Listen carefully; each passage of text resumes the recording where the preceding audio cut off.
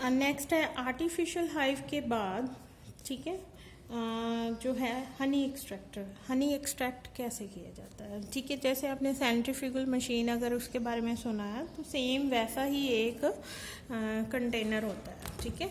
उसमें क्या होता है, अगर आपको ये आपने फिगर 5.11 में देखना है, ऐसे एक सिलेंड्रिकल, ठीक है, सिलेंडर टाइप एक कंटेनर है, उसकी एक लिड है, उसमें उसको ओपन करते हैं तो हनी जो कॉम है, हनी बॉक्स में से एक हनी का फ्रेम निकालना है जिसमें कॉम बना हुआ है, उसमें सेल्स हैं जिसमें हनी स्टोर है, ठीक है। तो वैसे एक क्या है, यहाँ पे एक टाइम पे 4 जो फ्रेम है वो क्या है पैरेलली लग जाते हैं। तो उसके बाद इसको स्टार्ट कर देना है, इलेक्ट्रिक होता है आजकल जो आते हैं, तो प्लग ऑन करते ही ये एकदम स्पीड से घूमने लग जाता है, सेंट्रीफ्यूगल फोर्स जैसे है वो प्रोड्यूस हो जाती है। तो उस हनी है जो इसकी वॉल्स के with the help of the centrifugal force वो हनी क्या है बाहर निकल के इसके वो कंटेनर की वॉल्स पे लग जाता है, ठीक है। तो विदाउट डैमेजिंग द सेल्स, ये इसका सबसे प्लस पॉइंट है। तो जैसे ही सारे के सारे कॉम में से कॉम खाली हो गए after the extraction of honey, वो कॉम निकाल के फिर हनी बॉक्स में फिट कर दिए जाते हैं। तो इस तरह से जो प्योरीफाइड हनी है, ठीक है, तो वो क्या है एक्सट्रैक्ट कर लिया जाता है with the help of the honey extractor. उसके बाद जो है प्रिकॉशंस क्या क्या लेने हैं ड्यूरिंग द हनी एक्सट्रैक्शन। जैसे हम लोग हनी बॉक्स को खोलते हैं तो हनी बीज के टच में आ जाते हैं डायरेक्टली। तो जो अपायरर्स होते हैं, जो हनी एक्सट्रैक्टर होते हैं, वो क्या है अच्छे से कवर करते हैं, एक तो फुल बाजू का फुल लेंथ सूट डालते हैं, इवन अपना हेड और सभी ओपनिंग्स, आईज, नोज, ईयर्स सबको कवर करते हैं with the help of the net, और प्लास्टिक जैसे हेलमेट होता है उसके वो भी आजकल आते हैं। तो उसके कारण क्या होता है, जो हनीज है वो डायरेक्ट कांटेक्ट में नहीं आती पर्सन्स के। अपार्ट फ्रॉम दीज आजकल स्मोक भी थोड़ी बहुत क्या है हनी बॉक्सेस के पास में कर दी जाती है, उससे क्या है वो थोड़ी सी सुस्त या लेजी पड़ जाती है और स्टिंग नहीं करती, ठीक है, जैसे ही कॉम निकालते हैं। तो ये है प्रिकॉशंस। अभी ट्रेनिंग क्या करनी चाहिए अगर किसी ने एपीकल्चर शुरू करना है।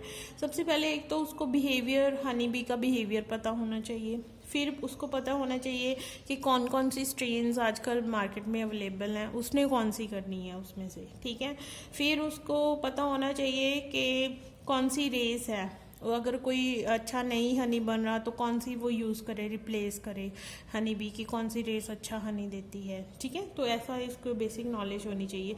कौन से प्लांट्स उसको साथ में फील्ड में उगाने चाहिए, जहाँ जो बॉक्सेस हैं वहाँ रखने चाहिए, कौन से प्लांट्स पे से वो हनी है जो नेक्टर वगैरह है सक करती है हनी बीज, मतलब बेसिकली रिगार्डिंग द प्लांट्स जो विजिट करती हैं हनी बी, उसके बारे में भी उनको बताना चाहिए। और आफ्टर इसके जो सबसे मेन पॉइंट, अगर बिजनेस पॉइंट ऑफ व्यू से देखें तो मार्केट हनी सेल करने के लिए नज़दीक होनी चाहिए, या उसमें हनी की क्या डिमांड है, ठीक है, उस एरिया में। तो ये सारी बेसिक जो नॉलेज उसको, जिसने भी एपीकल्चर स्टार्ट करना है पर्सन को, होनी चाहिए, ठीक है। उसके बाद आ जाते हैं हम लोग सिस्टमेटिक पोजीशन। जो हनी बी है, ठीक है, जो एपिस डॉर्सेटा है, उसकी फैमिली है एपाइडी, ऑर्डर है हिम्नोप्टेरा, डिवीज़न है एंडोटेरिगोटा, और क्लास है इंसेक्टा। ये आपने अच्छे से लर्न कर लेनी है, ठीक है। नेक्स्ट आ जाता है बी एनिमीज। कौन कौन इसको बीज को अटैक करते हैं एनिमल्स एज अ प्रेडेटर है, ठीक है। एक तो वैक्स मॉथ है, वेस्प्स हैं, ब्लैक एंड्स हैं, बी ईटर्स है, एंड किंग क्रो है, ठीक है। तो ये सारे प्रेडेटर्स हैं हनी बी के। तो देर आर 2 डिजीजेज, इस पे शॉर्ट क्वेश्चन काफ़ी बार आया हुआ है, तो आपने अच्छे से करनी है ये। फर्स्ट डिजीज है जो हनी बी की, वो है नौसीमा, ठीक है, कॉज्ड बाय स्पोरोजोन। स्पोरोजोन जो है एक नौसीमा एपिस नाम का स्पोरोजोन है, वो उसकी जो डाइजेस्टिव ट्रैक्ट है उसको अटैक करता है, उसके कारण इसको पैरालिसिस भी हो जाता है, डिसेंट्रीज भी हो जाती है, ठीक है। तो सेकंड जो डिजीज है वो है एक्राइन।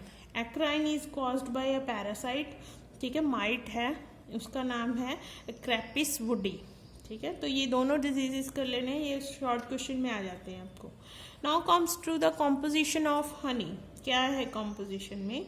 17% वाटर है, 77.5% शुगर्स है, ठीक है, स्मॉल क्वांटिटीज ऑफ मिनरल्स रहते हैं, एंजाइम्स रहते हैं, पिगमेंट्स रहते हैं एंड पोलन ग्रेन्स रहते हैं, ठीक है। अब शुगर्स में फर्दर कौन कौन सी शुगर्स है? ग्लूकोज है, फ्रक्टोज है एंड लीवोलोज है, ठीक है। आगे इसका इकोनॉमिक इम्पोर्टेंस क्या है हनी की? एक तो ब्रेड बिस्किट्स वगैरह में, ठीक है, यूज़ होता है, खाने के एज अ फूड भी यूज़ होता है, ब्लड प्यूरीफायर यूज़ होता है, ठीक है, कोल्ड ड्रिंक्स वगैरह भी बनते हैं इससे, ब्यूटी प्रोडक्ट्स लोशंस वगैरह बनते हैं, ठीक है, प्रिजर्व भी एज अ प्रिजर्वेटिव भी यूज़ होता है फ्रूट्स वगैरह में, ठीक है। और जैसे हम ठंड किसी को लग जाए, सर्दी जुकाम, उसमें भी ये ले लेते हैं, तो कोल्ड को अगेंस्ट कोल्ड भी यूज़ होता है। तो ये सारी इसकी इकोनॉमिक इम्पोर्टेंस है हनी की।